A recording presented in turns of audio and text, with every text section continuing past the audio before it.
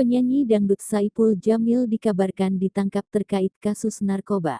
Video penangkapan Saipul Jamil ini beredar di media sosial hingga viral.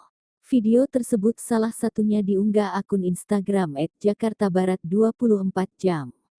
Dalam video Saipul Jamil terdengar menangis saat anggota polisi berseragam bebas alias preman berupaya membawa dirinya yang sudah dalam kondisi tangan diborgol ke dalam mobil. Berdasar keterangannya, peristiwa penangkapan terhadap Saipul Jamil ini terjadi di sekitar halte Jelambar, Grogol Petamburan, Jakarta Barat pada Jumat tanggal 5 Januari tahun 2024 sekitar pukul 15. Kapolsek Tambora Kompol Doni Harfida mengatakan, berdasarkan hasil tes urin, Saipul Jamil dinyatakan negatif narkoba. Benar, kami amankan, kami menangkap mobil, ternyata di dalam itu ada Saipul Jamil sama asistennya, ujar Doni dikutip dari kompas.com.